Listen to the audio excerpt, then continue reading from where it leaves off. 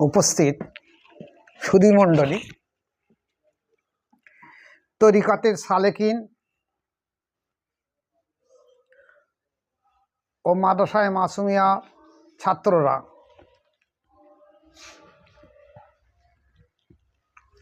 আজকে তোমাদের কাছে একটা বিশেষ জিনিস আমি আলোচনা করে দিতে চাচ্ছি। সেটা হলো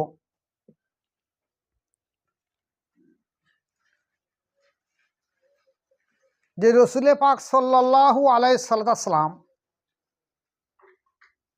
কে ভালোবাসা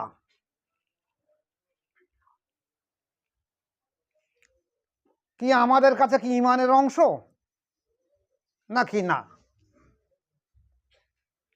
রসুলকে কত ভালোবাসতে হবে?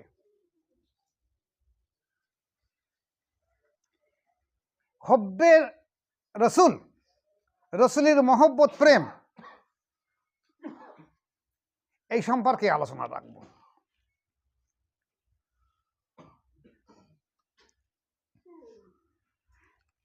এখন আমাদের দেশে দেখা গেছে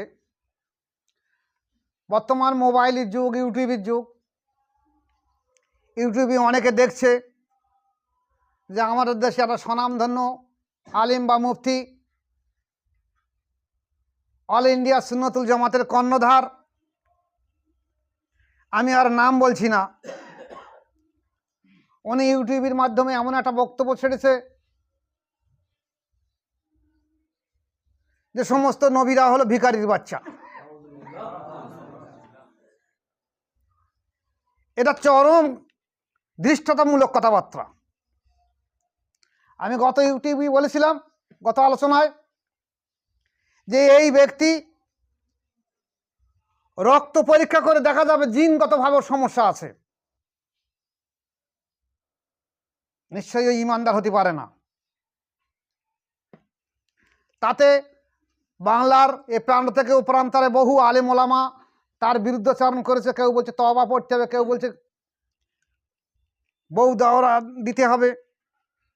উনি আবার ওনার একটা পাশের একটা মুফতিকে নিয়ে আবার একটা ইউটিউব ছেড়েছে।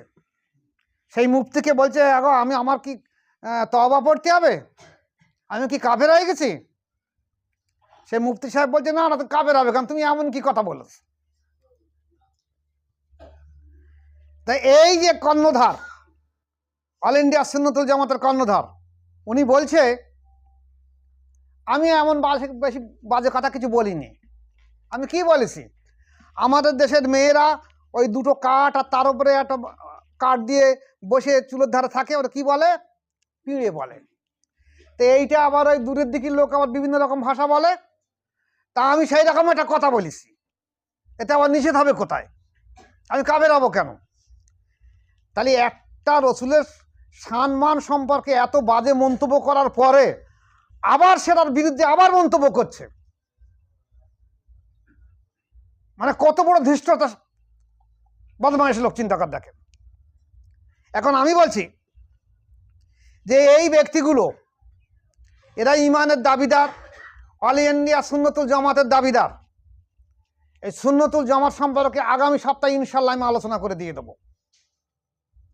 তো বলছি, যারা আমার মুরিদ আছে, এখানে আছে বা এখানে যারা হাজির নেই, কারণ কথাটা আমি বলছি এটা কিন্তু চতুর্দিকে ছড়িয়ে যাচ্ছে, ভাইরাল হয়ে যাবে।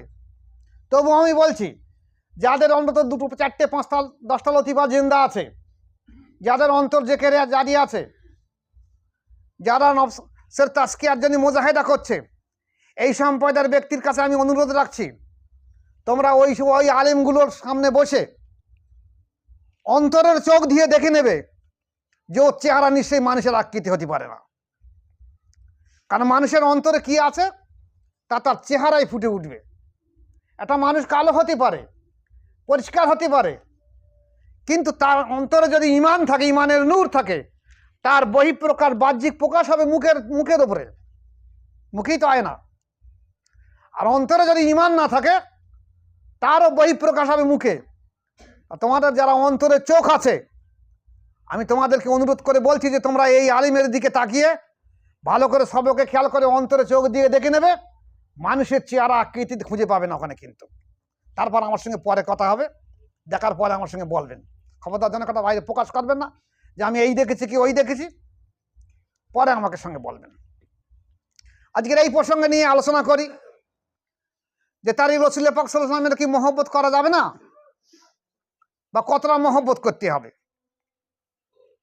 এখানে বলা হয়েছে যে আল্লাহ পাক কোরআন শরীফে বলেছেন, সূরা ফাতহ, বিসমিল্লাহির রহমানির রহিম, ইন্না আরসালনাকা শাহিদা ওয়া মুবাশশিরা ওয়া নাযিরা ইলাল আখির।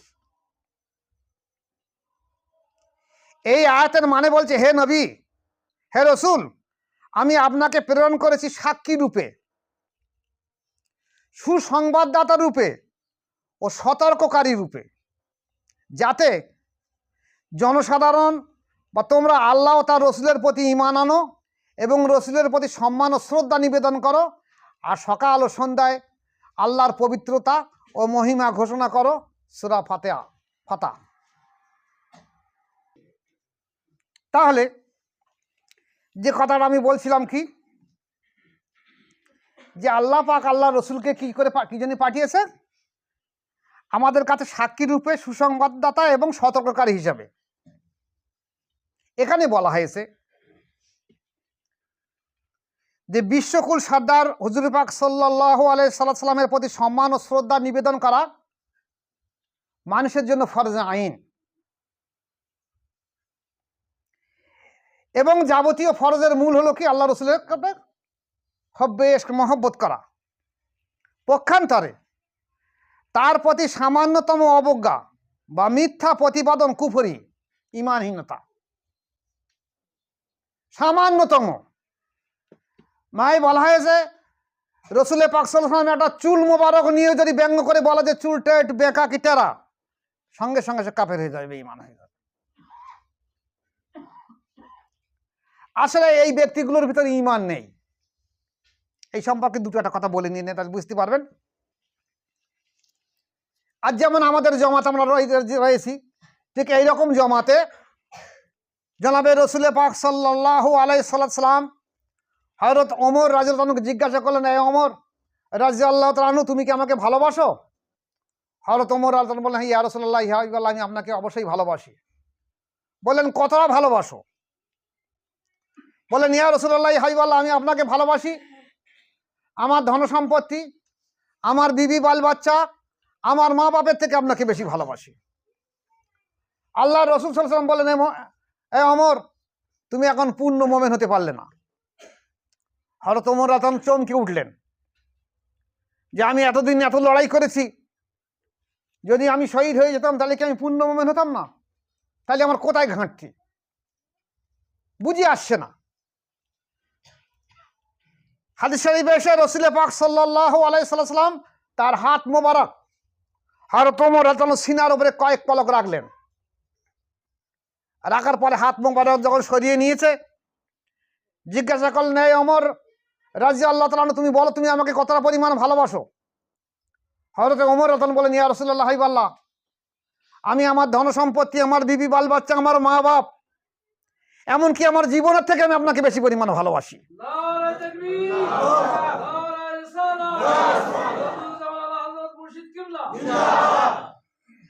তখন জনাবে রসুল পাক সাল্লাল্লাহু আলাইহি ওয়াসাল্লাম বলেন, এই ওমর রাদিয়াল্লাহু আনহু, তুমি এই মুহূর্তে পূর্ণ মুমিন হলে। তাহলে রসুল পাক সাল্লাল্লাহু আলাইহি ওয়াসাল্লামকে জীবনের থেকে বেশি ভালোবাসা হলো পূর্ণ মুমিনের সংজ্ঞা। আর রসুলের সম্পর্কে যদি কোনো রকম ব্যঙ্গ বিদ্রুপ করে থাকে, তাহলে তার ঈমান নেই বলে মনে করা হবে। এইসব ব্যক্তিগুলোর কিন্তু ঈমান নেই। এদের ইতিহাস ঘেঁটে দেখো, এই যে ব্যক্তিগুলো রসুলের শানে এত বাজে মন্তব্য করেছে, এই ব্যক্তিগুলোর ব্যাকগ্রাউন্ড ইতিহাস ঘেঁটে দেখো, এরা কোনো সময় কোনো জায়গায় বায়াত গ্রহণ করেনি। ওদের অন্তরে আল্লাহর জিকির জারি নেই। আর কোরআন যে বলছে নফসের তাজকিয়া করার কথা, ওদের অন্তর সুস্থ নিতে নফসের তাজকিয়া করবে কি করে? এরা মনে করেছে যে আমরা বেশ কিছু মাদ্রাসা বানিয়েছি, আবার মাদ্রাসা তৈরি করছি, আল্লাহ আমাদের এই মাদ্রাসা করার মাধ্যম দিয়ে আল্লাহ আমাদের জান্নাত নসিব করে দিয়ে দেবেন। ইতিহাস ঘাঁটতি বলছি আমি সেই মাওলানা আলেম মুফতিদেরকে, সম্রাট আকবর বাদশার জামানায় মাদ্রাসার কমি ছিল না, মসজিদের কমি ছিল না, পীর মুরিদের কমি ছিল না, কাদরিয়া চিশতিয়ার কমি ছিল না, মাশায়েখের কমি ছিল না, আকবর বাদশাহ রাজ দরবারে আলেমেরও কমি ছিল না। আবুল ফজল ফয়জি এবং ওর বাপ মোল্লা নাগরি আরও অনেক আলেম সেখানে ছিল। তাহলে এই থাকার পরেও দেখা গেছে মাদ্রাসা, মসজিদ, খানকা, পীর মাশায়েখ, আলেম ওলামা সব থাকার পরেও তবু দেখা যাচ্ছে দিন ইসলাম মুছে গিয়ে দিন ইলাই আসলো কেন? মোজারদ আল পেসানি রহমাতুল্লাহ আলাই, আহমদ ফারুক সরিহিন রহমাতুল্লাহ আলাই, উনি কিন্তু মাদ্রাসা করে দিন জিন্দা করার চেষ্টা করিনি। উনি চেয়েছিলেন আল্লাহ প্রদত্ত যে অন্তর আছে, যেটা রসুল পাক সাল্লাল্লাহু আলাইহি ওয়াসাল্লামের কাছে এসেছে, আল্লাহ রসুল যে তরতিব, যে পদ্ধতির মাধ্যম দিয়ে মানুষকে ইমানদার করেছে, সেই পদ্ধতির মাধ্যম দিয়ে উনি ভারতবর্ষে হিন্দুস্তানের বড় বড় প্রতিষ্ঠানের সম্মানীয় ব্যক্তিদেরকে উনি দাওয়াত দিয়ে তাদেরকে বাদ করে তাদের অন্তর জেকেরে জারি করে দিয়েছেন। আস্তে আস্তে এই পদ্ধতির মাধ্যম দিয়ে দিন ইলাহি মুছে গে দিন ইসলাম জিন্দা হয়ে গেছে। মাদ্রাসা করে দিন জিন্দা হয়নি। মাদ্রাসা করে কিছু ছেলে পড়াশোনা করবে, হাফেজ হবে, কারি হবে, মাওলানা হবে, মুফতি হবে, মাদ্রাসার প্রয়োজন আছে। কিন্তু এই নয় যে মাদ্রাসা করলে দিন জিন্দা হবে, বরঞ্চ আপনাদের দায়িত্ব ছিল কোনো এক মাশায়েখের কাছে বায়াত গ্রহণ করে, অন্তরকে আল্লাহর জিকিরে জারি করে, নফসের তাজকিয়া করে সমাজের এই পথহারা মানুষগুলোকে, পথভ্রষ্ট মানুষগুলোকে দিনের পথে ফিরিয়ে আনা। তোমরা তা না করে তোমরা মনে করছো আমি মাদ্রাসা করছি, আমরা বাইরে থেকে টাকা আনছি, ভিক মাংছি, আর এইসব পয়সা খাচ্ছি, আর ছেলেদের মানুষ তৈরি করছি, ওরা আবার মাদ্রাসা করবে, মাদ্রাসায় সয়লাভ হয়ে যাবে, ঝগড়া ফাসাদে সয়লাভ হয়ে যাবে, মানুষের ইমান আসবে কি না আসবে তার দিকে কোনো ভ্রুক্ষেপ নেই। কি করে সমাজ ব্যবস্থা উন্নতি হবে? তাহলে দেখা যাচ্ছে এদের অন্তরে রসুলের কোনো মহব্বত নেই বলে এই কথা এসো না, হব্বের রসুল কিছু নেই।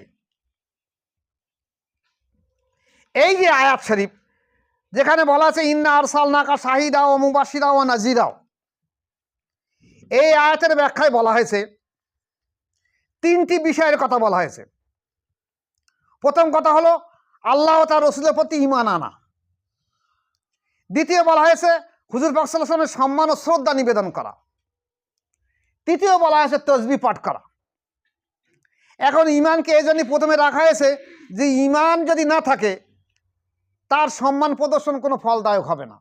ঈমান যদি না থাকে সে রসুলের কি সম্মান জানাবে? আগে তার ঈমানের দরকার।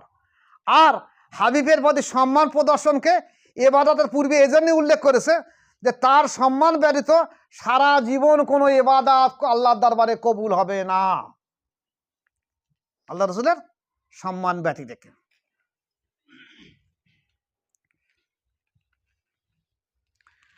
হযরতে আদম আলাইহিস সালাম উনি ওনার ছেলে শীষ আলাইহিস সালামকে বলেছিলেন, বাবা শীষ, আমার পরে আমি তোমাকে খেলাফত বানিয়ে যাচ্ছি, তুমি যখন আল্লাহকে স্মরণ করবে সঙ্গে সঙ্গে আল্লাহ রসুলকেও স্মরণ করবে।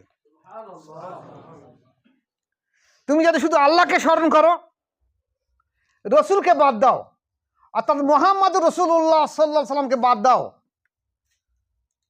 তাহলে তুমি কিন্তু আল্লাহ নবী হতে পারবে না, আল্লাহ প্রেমিক হতে পারবে না। শীষ আলাইহিস সালাম উনি নবী, আদম আলাইহিস সালামের ছেলে শীষ আলাইহিস সালাম উনিও আল্লাহর নবী। সেই নবীকে নিজের বাপ প্রথম নবী তিনি বলে যাচ্ছেন যে তুমি যখন আল্লাহকে স্মরণ করবে, লা ইলাহা ইল্লাল্লাহ বলবে, তখন সঙ্গে সঙ্গে মুহাম্মদ রাসূলুল্লাহ সাল্লাল্লাহু আলাইহি ওয়াসাল্লাম পাঠ করবে। তখন রাসূল দুনিয়ার বুকে আসেনি। বলছে এই শীষ শুনে রেখে দাও, আমি যখন জান্নাতে ছিলাম জান্নাতের এমন কোনো গাছের পাতায় দেখিনি যেখানে রাসূল পাক সাল্লাল্লাহু আলাইহি ওয়াসাল্লামের নাম লেখা নেই। জান্নাতের এমন কোনো জায়গায় দেখিনি যেখানে রাসূল পাক সাল্লাল্লাহু আলাইহি ওয়াসাল্লামের নাম লেখা নেই। আমি সেখানে হুরদের মুখের চেহারা দেখেছি, হুরদের চোখের দিকে তাকিয়ে দেখেছি, সমস্ত জায়গায় শুধু আল্লাহ রসুলের নাম লেখা রয়েছে, লা ইলাহা ইল্লাল্লাহু মুহাম্মাদুর রাসূলুল্লাহ। তাহলে তুমি যদি তুমি যদি আমার উত্তরাধিকার হতে চাও তাহলে তুমি শুধুমাত্র লা ইলাহা ইল্লাল্লাহ পাঠ করবে না, লা ইলাহা ইল্লাল্লাহর সঙ্গে সঙ্গে মুহাম্মাদুর রাসূলুল্লাহ সাল্লাল্লাহু আলাইহি ওয়াসাল্লাম পাঠ করবে।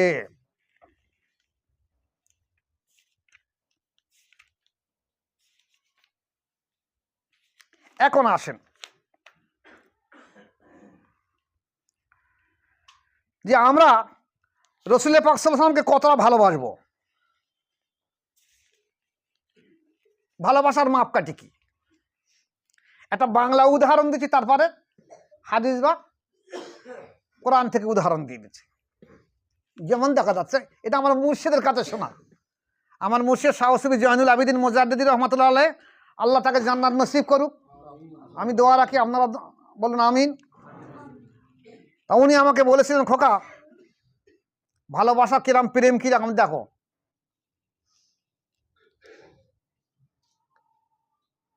একটা গ্রামে একটা ছেলে খুব বদমাইশ, মানে এত বদমাইশ যে এর গাছে কুল গাছে ঢিল মারবে, ওর খেজুর গাছে ঢিল মারবে, ওর আম গাছে ঢিল মারবে, ওর খোলা চালে ঢিল মারবে, এর সঙ্গে ঝড়া বাঁধাবে, ওর সঙ্গে ঝড়া বাঁধাবে। আর সারা লোক এসে তার মার কাছে অভিযোগ জানায়, গ্রামের লোক এসে, এই তোমার ছেলে এই করেছে, ও বলে তোমার ছেলে এই করেছে, ও বলে তোমার ছেলে এই করেছে। তা মা কি বলে? মা বলে, সারা পাড়ার এত ছেলে রয়েছে, আমার ছেলে একটা বদমাইশ, আমার ছেলে সব থেকে ভালো। পাড়ার সব ছেলে বদমাইশ, শুধু আমার ছেলেটা ভালো। মা জানে যে আমার ছেলের মতো বদমাইশে পাড়ায় আর দুটো নেই, কিন্তু মার মহব্বত সন্তানের মহব্বতে মা বলছে কি, আমার ছেলের মতন ভালো ছেলে আর গ্রামে নিয়ে একটাও। তোমরা মিথ্যা করলে আমার ছেলের নামে বদনাম দিচ্ছ। এই প্রেম, এই ভালোবাসাকে অন্ধ বলা হয়েছে। প্রেম হবে অন্ধ।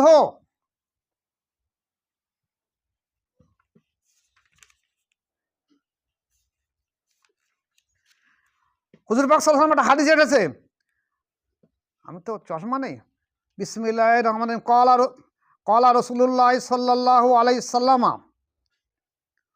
হুব্বুকা শাইউন ইউমি ওয়া ইউসিম। আল্লাহ রাসূল বলছে, কোনো বস্তুর মহব্বত, কোনো বস্তুর পরে তোমার মহব্বত অন্ধ আর বধির করে দেয়। মহব্বত এমন একটা জিনিস, অন্ধ করে দেবে আর কালা করে দেবে, বধির করে দেবে, যেন শুনতে পাইনি, এত মহব্বত হবে।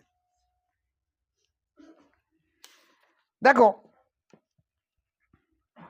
ভালোবাসার মাপকাঠি এমনই যে প্রেমাস্পদে আনুগত্য ও তার পদাঙ্ক অনুসরণ করা। কেননা প্রেমিক প্রেমাস্পদের অনুগত ও অনুসারী হয়ে থাকে, যেটা কোরআন শরীফে আল্লাহ পাক বললেন, বিসমিল্লাহির রহমানির রহিম, কুল ইন কুনতুম তুহিব্বুনাল্লাহ ফাত্তাবিউনি ইউহিব্বুকুমুল্লাহ। হে রাসূল বলে দাও যে যদি তোমরা আল্লাহকে ভালোবাসো তবে আমাকে অনুসরণ করো, আমাকে অনুসরণ করলে আল্লাহ তোমাদেরকে ভালোবাসবে। সূরা আল ইমরান। তাহলে রসুলের অনুসরণ করলে আল্লাহর ভালোবাসা হবে। আল্লাহর ভালোবাসতে গেলে আল্লাহর অনুসরণ করার কথা বলিনি, রসুলের অনুসরণ করার কথা বলেছে।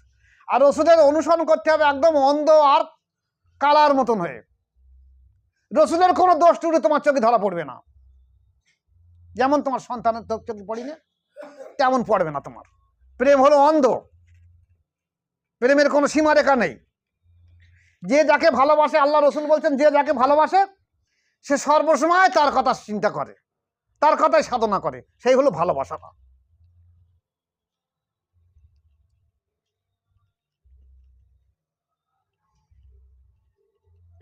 এখন দেখা গেছে আমাদের দেশে একদল ওলামা সমাজ বলছে যে রসুল পাক সাল্লাল্লাহু আলাইহি ওয়াসাল্লামের সুন্নত কায়েম করলে হয়ে যাবে। কি সুন্নত? দাড়ি রেখে দাও এক মুষ্টি পরিমাণ, আর কি পাঞ্জাবি পরো, হাঁটুর নিচে কাপড় রেখে দাও, 5 ওয়াক্ত নামাজ পড়ো, মসজিদে জমাতে যাও।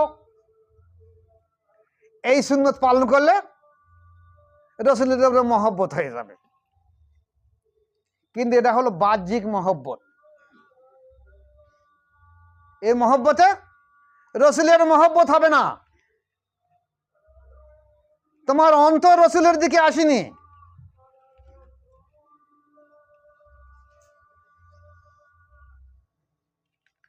এই সম্পর্কে রসুলের পাক সাল্লাল্লাহু আলাইহি ওয়াসাল্লাম বলেছেন, দেখো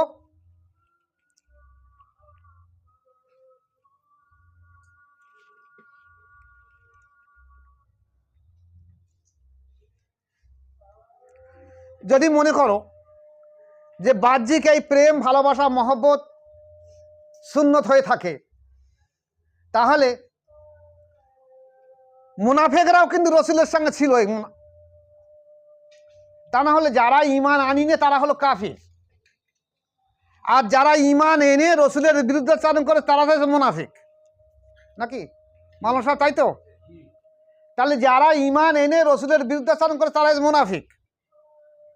তাহলে তারাও নামাজ পড়েছে, তারাও দাড়ি রেখেছে, তারাও টুপি পরেছে, তারাও বড় জামা গায়ে দিয়েছে, তারাও 5 ওয়াক্ত জামাতে এসে তারাও সব করেছে, কিন্তু তারা মুনাফিক হয়ে গেছে।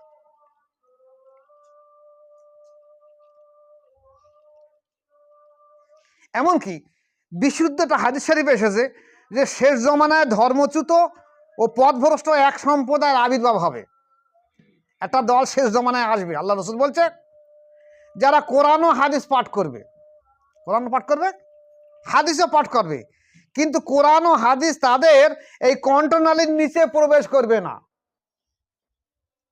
তারা কোরআন পড়ছে, হাদিস পড়ছে, কিন্তু এই কণ্ঠনালীর নিচে তাদের কোরআন হাদিস প্রবেশ করবে না। তাদের নামাজের তুলনায় প্রকৃত মুসলিম নিজেদের নামাজকে হেয় জ্ঞান করবে। একটা ভালো মুসলিম মনে করবে যে ও কি সুন্দর নামাজ পড়ছে, ওর তুলনায় আমার নামাজ কিচ্ছু না, মানে এত সুন্দর করে নামাজ পড়বে। তাদের মুখের ভাষা চিনি অপেক্ষা মধুর হবে, আর অন্তর হবে হিংস্র বাঘের ন্যায়। তাদের পায়জামা গোড়ালি থেকে অনেক উপরে থাকবে, আর মাথা মুন্ডন করে থাকবে। তোমরা মসজিদে তাদের দেখে লজ্জা পাবে। তারা এমন হারে কোরআন তেলাওয়াত করবে, এমন হারে তরতিবের মধ্যে রুকু সেজদা করবে, তোমাদের দেখে লজ্জা লাগবে যে ওরা কত বড় আল্লাহওয়ালা মানুষ, কিন্তু ওরা পাকা মুনাফিক। তাহলে ওই বাহ্যিক ইবাদত দেখে ওদেরকে ইমানদার বলে মনে করাবে না। ইমানদারের শর্ত হলো অন্তর, যদি অন্তর না থাকে তাকে ইমানদার বলা যাবে না।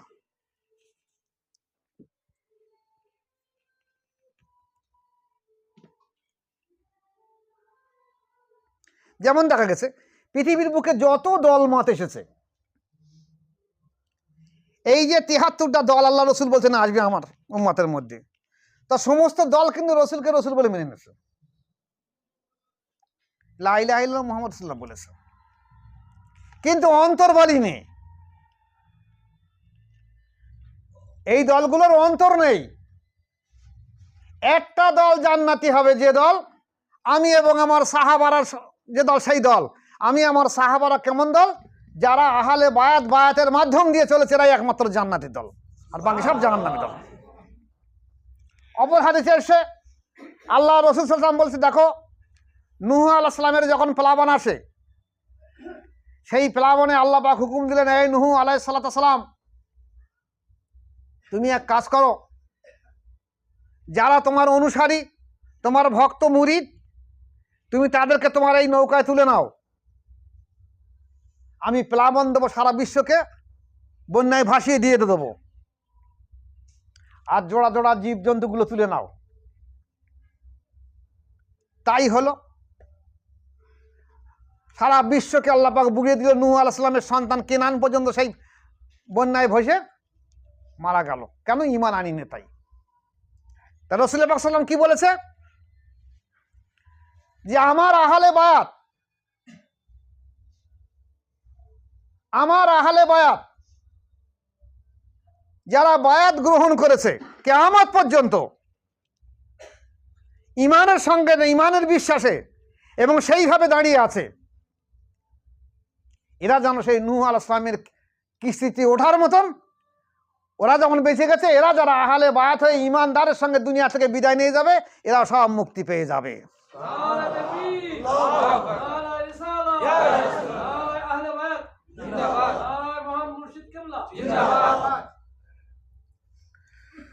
বুখারী শরীফের একটা হাদিস এসেছে, রাসূল পাক সাল্লাল্লাহু আলাইহি ওয়াসাল্লাম বলছেন, দেখো তোমাদের মধ্যে কেউ মুমিন হবে না যতক্ষণ পর্যন্ত আমি রসুল তার কাছে নিজের মা বাপ, সন্তান সন্ততি, সকল মানুষ এমনকি জীবনের থেকে আমাকে বেশি না ভালোবাসবে, সে জীবনে কোনো সময় মুসলমান বা ইমানদার হতে পারবে না।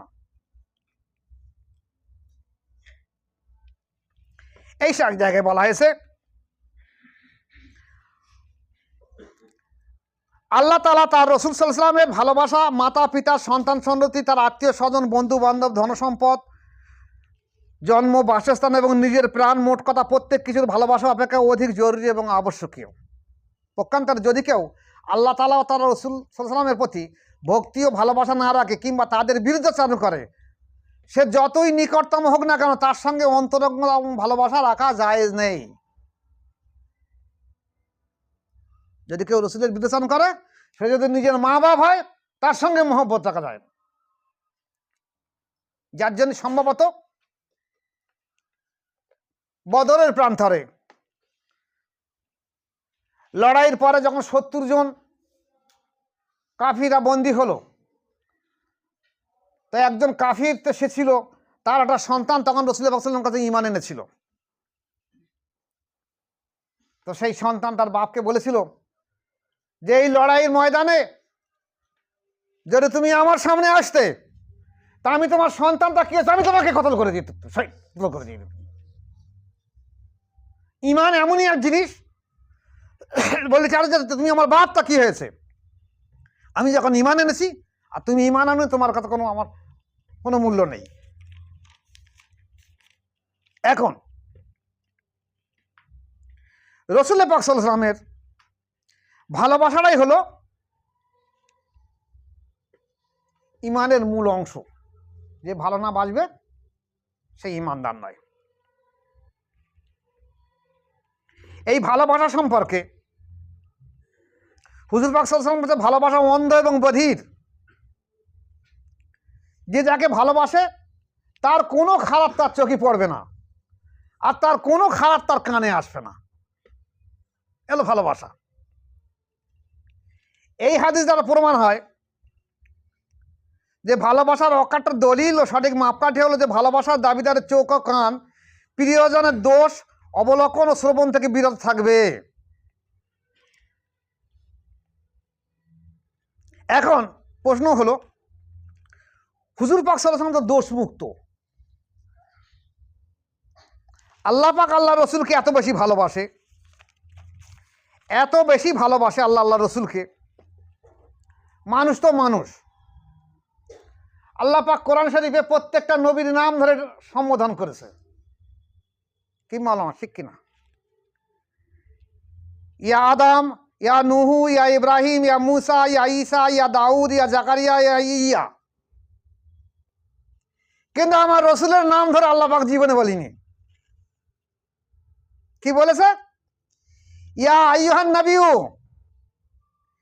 ইয়া আইয়ুহার রাসূলু, ইয়া আইয়ুহাল মুজাম্মিলু, ইয়া আইয়ুহাল মুদ্দাসসিরু, ইয়াসিন, তাহা, ইয়া রাসূলুল্লাহ। তাহলে আল্লাহ পাক আল্লাহ রসুলকে এত সম্মানের চোখে দেখে সম্মান দিয়ে করেছে, আর তোমরা দেখা যাচ্ছে রাসূল পাক সাল্লাল্লাহু আলাইহি ওয়াসাল্লাম সম্পর্কে সম্মান না দিয়ে রাসূল পাক সাল্লাল্লাহু আলাইহি ওয়াসাল্লাম বেয়াদবিমূলক কথাবার্তা বলছো। আমাদের ভারতবর্ষ কেন উপমহাদেশে বহু আলেম ওলামা রয়েছে, বহু দলমত রয়েছে যারা আল্লাহ রসুলের শানে এত বেয়াদবিমূলক কথাবার্তা বলে, তারা আবার মুসলমান বলে দাবিদার করে রেখেছে।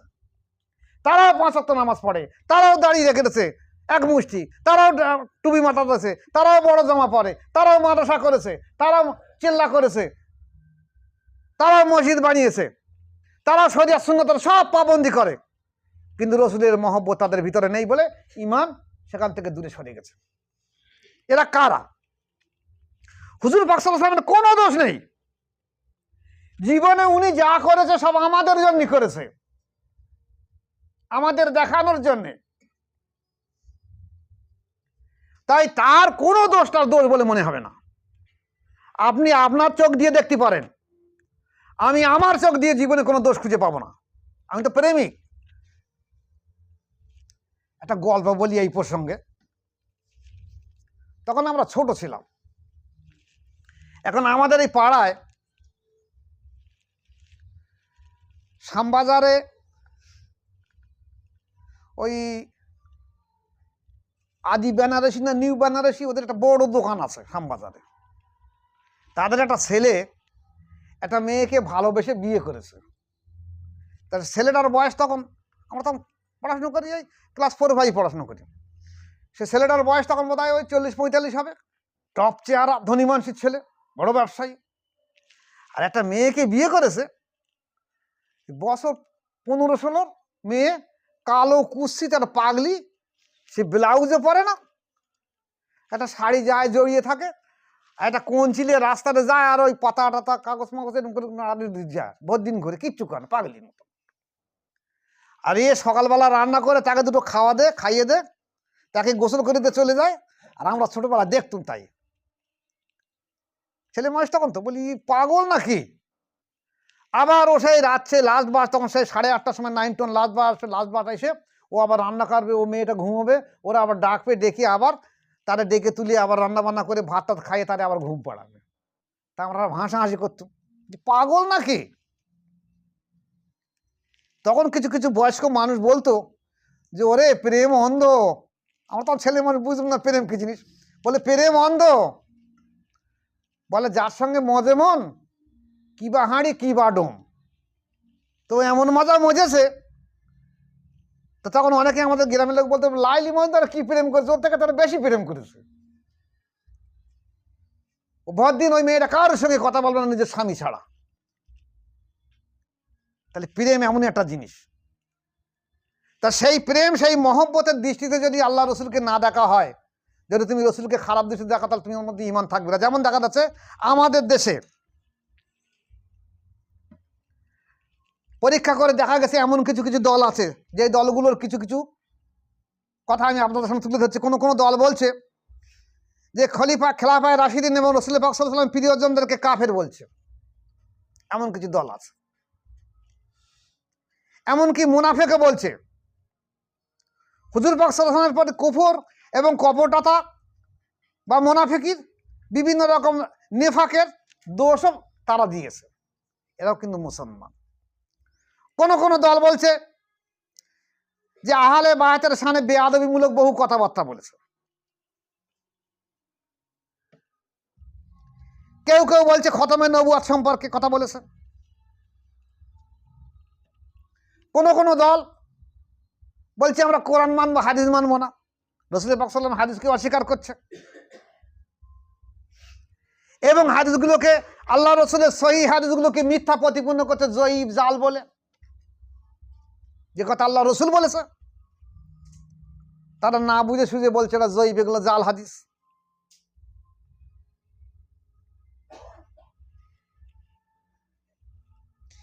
কেউ কেউ আবার রসুল পাক সাল্লাল্লাহু আলাইহি ওয়াসাল্লামের জ্ঞান ও কর্মগত গুণাবলী অস্বীকার করে রিসালাতের মান হ্রাস করেছে। কেউ বলছে তিনি মরে মাটিতে মিশে গেছেন, তিনি আমাদের মতো মানুষ ছিলেন, তিনি আমাদের বড় ভাইয়ের মতো সমমর্যাদা সম্পন্ন ছিলেন এবং শুধু বড় ভাইয়ের মতোই তাকে সম্মান করা উচিত। আবার কেউ বলছে যেরূপ জ্ঞান তার রয়েছে এরূপ জ্ঞান সাধারণ মানুষ, প্রত্যেক পাগল, শিশু, হায়ওয়ান এবং যে কোনো চতুষ্পদ জন্তু যা জ্ঞান আছে রসুলের জ্ঞান তেমন আছে। কেউ বলছে হুজুর পাক সাল্লাল্লাহু আলাইহি ওয়াসাল্লামের জ্ঞান শয়তানের জ্ঞানের সমতুল্য। কেউ বলছে মালাকুল মউতের জ্ঞানের চেয়েও কম না জ্ঞান। কোন কোন দল বলছে যে তার মিলাদ শরীফ উদযাপন করা এরূপ যেমন হিন্দুগণ শ্রীকৃষ্ণের জন্ম জয়ন্তী পালন করে তেমন। কেউ বলছে নামাজে তার কল্পনা আসা ব্যভিচার করার সমান গুনাহ হবে। কেউ বলছে নামাজে রাসূল পাক সাল্লাল্লাহু আলাইহি ওয়াসাল্লামের খেয়াল আসা ব্যভিচারের কুমন্ত্রণা, এমনকি স্ত্রী সহবাসের কল্পনা, এমনকি গরু ছাগল গাধা খেয়াল করার চেয়েও আরো নিকৃষ্টতম। যে আল্লাহ রসুলের যদি নামাজের সময় খেয়াল আসে, গরু গাধা শুয়োরের খেয়াল করার থেকে রসুলের খেয়াল আসা আরো নিকৃষ্টতম। এমনকি জেনা ব্যভিচার করা তার থেকে নিকৃষ্টতম রসুলের সময় খেয়াল আসে নামাজের সময়। এখন রসুলের খেয়াল আসবে না কেন? তুমি তো নামাজের সময় কি পড়ছো?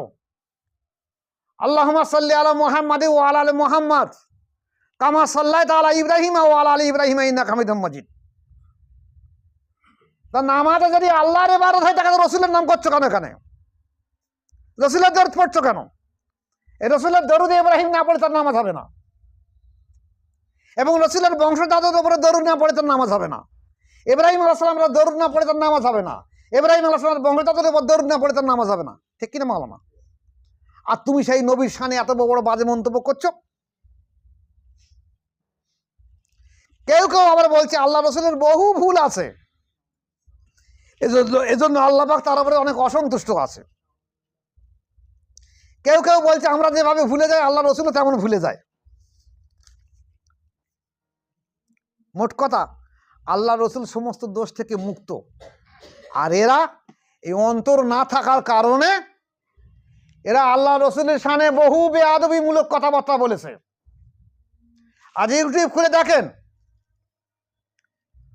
দাড়ি আছে, টুপি আছে, বড় বড় মাওলানা, বড় বড় মুফতি সেজে রয়েছে, তারা আল্লাহ রসুলের শান মান সম্পর্কে বহু রকম কথাবার্তা বলছে। আপনি বিচারে আসুন, রসুল পাক সাল্লাল্লাহু আলাইহি সাল্লাম পর্দা নেওয়ার পরে উনি যখন জীবিত আছেন তখন হযরত আবু বকর সিদ্দিক রাদিয়াল্লাহু আনহুকে উনি ইমামতির দায়িত্ব দিয়েছেন। কাকে দিয়েছেন? আবু বকর সিদ্দিক। এবং ওনার পর্দা নেওয়ার পরে আবু বকর সিদ্দিক রাদিয়াল্লাহু আনহু খলিফা হয়েছেন। এই আবু বকর সিদ্দিক খলিফা, ওমর ফারুক, তারপর খলিফা, তারপর ওসমান গনি খলিফা, এই তিন খলিফার জমানায় যখন কোনো জিনিসের বিচারের সুষ্ঠু মীমাংসা আর হচ্ছে না, তখন সাহাবারা কাকে ডাক করতেন? হযরত আলী রাদিয়াল্লাহু তাআলা আনহুকে ডাক করতেন যে আপনি এটার সুষ্ঠু মীমাংসা করে দিয়ে দেন। কিন্তু আবু বকর কি শ্রেষ্ঠ ছিল না? ওমর থেকে শ্রেষ্ঠ ছিল না? ওসমান থেকে শ্রেষ্ঠ ছিল না? আর সাহাবারা ছিল না? তাহলে আল্লাহ তাআলাকে ডাক করালো কেন? ইনি রাসূল পাক সাল্লাল্লাহু আলাইহি ওয়াসাল্লামের ইফরাত বংশধর এবং আহলে বায়াতের একজন, পাক পঞ্জাতনের একজন, যার জন্ম কাবা শরীফের ভিতরে হয়েছে। পৃথিবীর ইতিহাসে আর কারো এরকম হয়নি। সেই আলী রাদিয়াল্লাহু আনহু বিচার করতেন কিভাবে? কারণ অন্তরের দিক দিয়ে আল্লাহ তাআলা অনেক বড় ছিল, তাই ইলহামের দ্বারা এই মীমাংসাগুলো সুষ্ঠু করে দিতেন হযরত আলী রাদিয়াল্লাহু তাআলা আনহু, এবং সমস্ত সাহাবা এবং খেলাফায়ে রাশিদিন এক বাক্যে তাই মেনে নিত। তাহলে দেখা যাচ্ছে অন্তর দ্বারা মীমাংসা করে দিতেন। আজ আপনারা মাওলানা হচ্ছেন, আজ আপনি মুফতি হয়েছেন, অনলাইন পাশ করে মুফতি হয়েছেন, অনলাইনের মুফতি। ও আপনাদের থেকে এরকম মেয়ে ছেলে বেশি বড় বড় মুফতি আছে। আমাদের দেশে একটা মানুষ, পুরুষ মানুষ, সে তার স্ত্রীকে বলুক যে তা তো তালাক দিলুম একবার বললো, যদি দুবার কি তিনবার বলেছে, তাহলে এই গ্রামের মা বোনরা যে জীবনে পশ্চিম মুখ হয়ে নামাজ পড়ে না, যে রোজা রাখে না, যে পেশা ফিরে পানি নেয় না, সেই মহিলাও মুফতি বনে যাবে যে ও খাবে, ওর বউ তালাক হয়ে গেছে, ওর বউ তালাক হয়ে গেছে। এসব অনলাইন মুফতি। এখন আমাদের দেশের অনলাইন মুফতি হয়েছে, তা আল্লাহ রসুলের সম্মান ছোট করার জন্য বেয়াদবির মতো কথাবার্তা, এত বড় কথাবার্তা বলেছে যে রাসূল পাক সাল্লাল্লাহু আলাইহি ওয়াসাল্লাম সমস্ত নবীরা ভিখারির বাচ্চা। নিশ্চয়ই এর জিনগত ভাবে এর জন্মগত দোষ আছে। আপনার ইতিহাস ঘেঁটে দেখুন, আমার কথা তখন বিশ্বাস হবে। হয়তো আমার কথাটা খুব বড় কথা বলা হয়ে যাচ্ছে। যদি আজকের এমন কোনো ল্যাবরেটরি থাকতো যে রক্ত পরীক্ষা করে যে কী রোগ হয়েছে, টাইফয়েড না ডেঙ্গু না ম্যালেরিয়া না কি হয়েছে রক্ত পরীক্ষা ধরা যায়?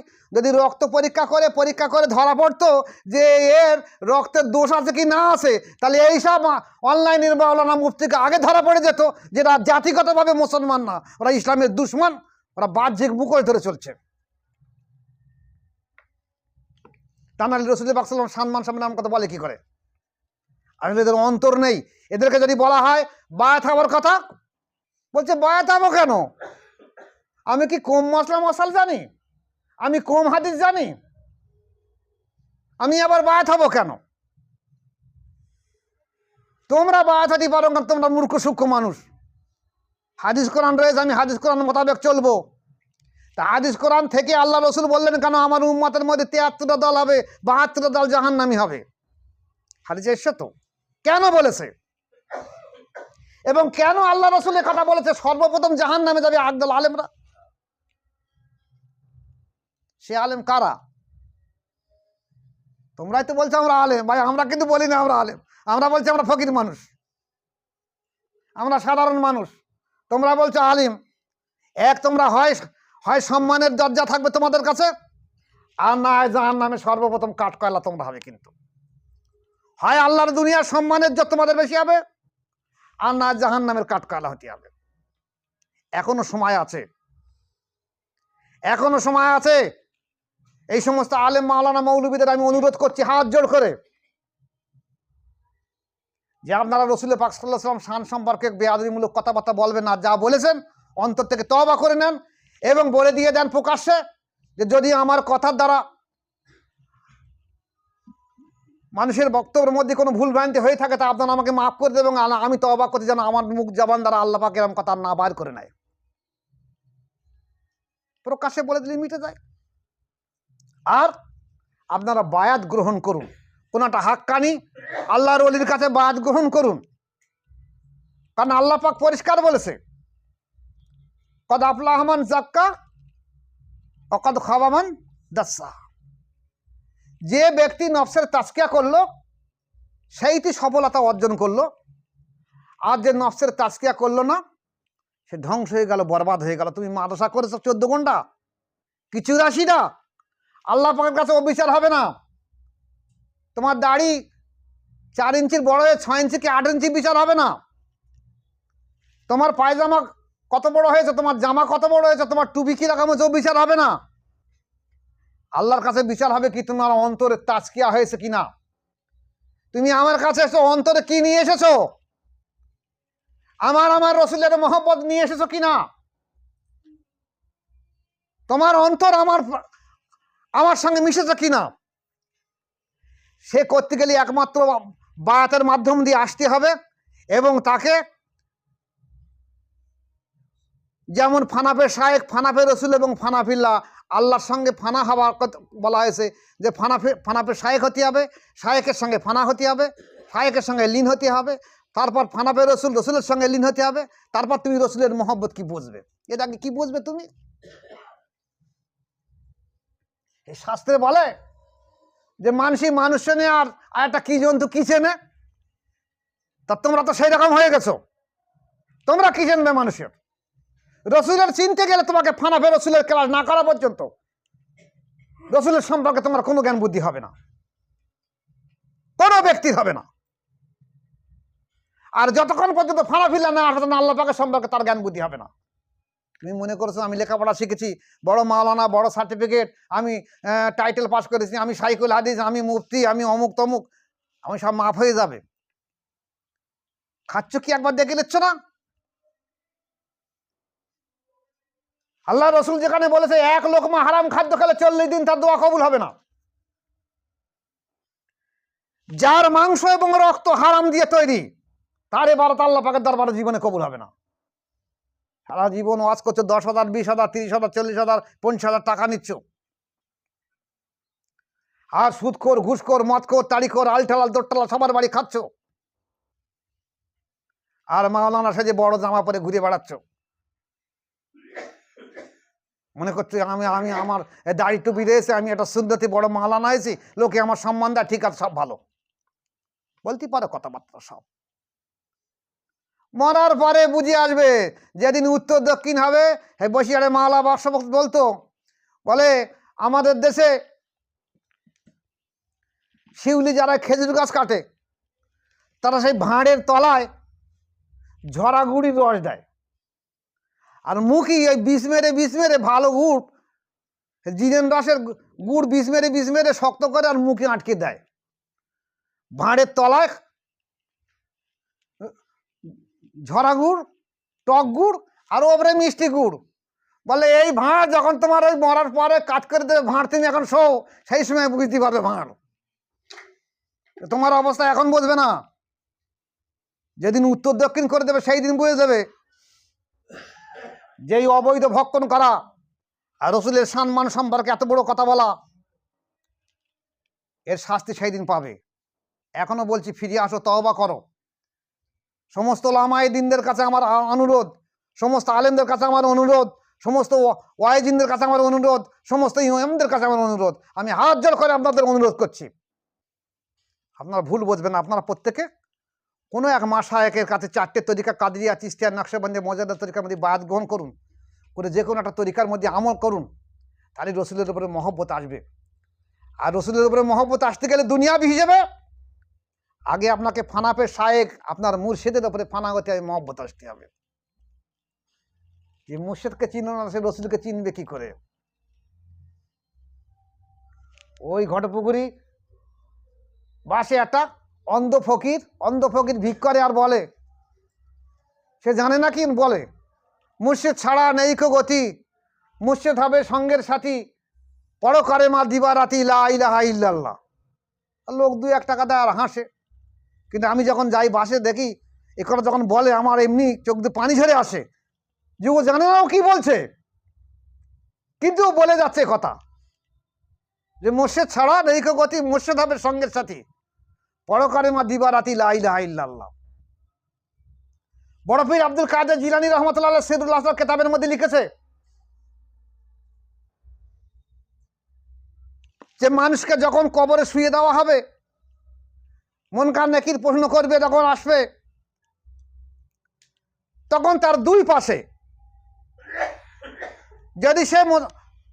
যদি সে আহলে বায়াতি হয়ে থাকে, তাহলে এক পাশে তার রসুল থাকবে আর এক পাশে তার মুর্শিদ থাকবে।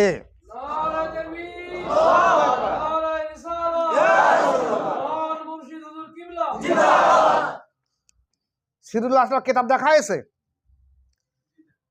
একথা লেখা আছে যে তার মুর্শিদ আর রসুল থাকবে। এখন যে ব্যক্তি কবরে মুর্শিদ আর রসুল থাকবে, তার কবরে মুনকার নাকির কি জিজ্ঞাসা করতে পারবে, তোমার রসুলকে মান রাব্বুকা মান দীনুকা মান নবিয়ুকা, তোমার রসুলকে জিজ্ঞাসা করতে পারবে? তাহলে সে তো রসুলকে চেনে, আর তার সঙ্গে ফানা হয়েছে রসুল দুনিয়ায়, তার মুর্শিদের মাধ্যমে ফানা হয়েছে। ফেরেশতারা কি জিজ্ঞাসা করবে? তার রসুল রয়েছে, তার মুর্শিদ রয়েছে, কি জিজ্ঞাসা করবে তাকে? এবং তার অন্তর আল্লাহ জিকিরে জারি আছে, তার অন্তর বলছে লা ইলাহা ইল্লাল্লাহ কিংবা আল্লাহ আল্লাহ, তাকে কি প্রশ্ন করবে? তার পাশে রসুল, তার মুর্শিদ রয়েছে।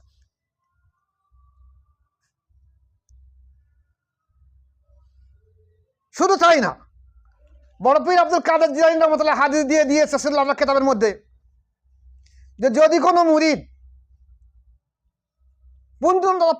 পূর্ণতা প্রাপ্ত হবার আগে মারা যায়, ধরুন আমাদের মজারের তরিকা 30টা ক্লাস, একটা মানুষ 10টা ক্লাস করতে করতে মারা গেছে, তাহলে তার ইচ্ছা ছিল, নিয়ত ছিল, আমি 30টা ক্লাস পূর্ণতা প্রাপ্ত হব। তা বড় পীর আব্দুল কাদের জিলানী রহমাতুল্লাহ লিখেছে যে এই একদিকে তার মুর্শিদ আর একদিকে রসুল, দুজনা এই 10 লতিফা কাজ করে ইন্তেকাল করার পরেও দেখা যাচ্ছে দুজনা রুহানি ফায়েজ দিয়ে কাল কিয়ামতের ময়দানে তাকে আশিক এবং আবেদ করে তুলে দেবে। আর তোমরা বলছো আমরা বায়াত হব না, মুর্শিদ চিনবে না, তোমরা আল্লাহকে পাবে কি করে? তোমরা মুর্শিদ না চিনলে রসুলকে চিনবে কি করে? রসুলের সামনে এই বেয়াদবি হবে কারা? কারা বেয়াদবি করবে? যাদের মুর্শিদ নেই তারা। যত লোক এই রসুলের সামনে বেয়াদবিমূলক কথাবার্তা বলছে, সবার ইতিহাস ঘেটে ঘেটে দেখেন কারোর মুর্শিদ নেই। আল্লাহ পাক, আমি আমার মুরিদ এখানে যতটা আছে, যারা আজ এসে পৌঁছায়নি, কিংবা যে মা এবং বোনেরা যারা আমার মুরিদ আছে আমি সবাই কাছে অনুরোধ রাখবো যে আপনারা মুর্শিদের উপরে একনিষ্ঠ প্রাণ রাখুন, মহব্বত রাখুন, এবং এর মাধ্যম দিয়ে ফানাফে শায়েখ হবে এবং ফানাফে রসুল হবে, ফানাফিল্লাহ হবে। আল্লাহ পাক আপনাদেরকে পরিপূর্ণ ইমানদার করে দুনিয়া থেকে তুলে নেবে, এবং আল্লাহ যদি রাজি থাকে কিয়ামতের ময়দানে আজ যেমন আমরা একসঙ্গে আছে সেদিন একসঙ্গে দেখা হবে ইনশাআল্লাহ। আল্লাহ পাক আমাদের প্রত্যেককে এর উপরে আমল থাকা তৌফিক দেখ। আমরা সবাই বলি আল্লাহুম্মা আমিন। আমরা জীবনে যতদিন বেঁচে থাকবো রসুলের মান সম্মান এমনভাবে রাখবো যে আমাদের জীবনের থেকে বেশি ভালোবাসবো। সবাই বলুন আল্লাহুম্মা আমিন। আসসালামু আলাইকুম ওয়া রাহমাতুল্লাহি ওয়া বারাকাতুহু।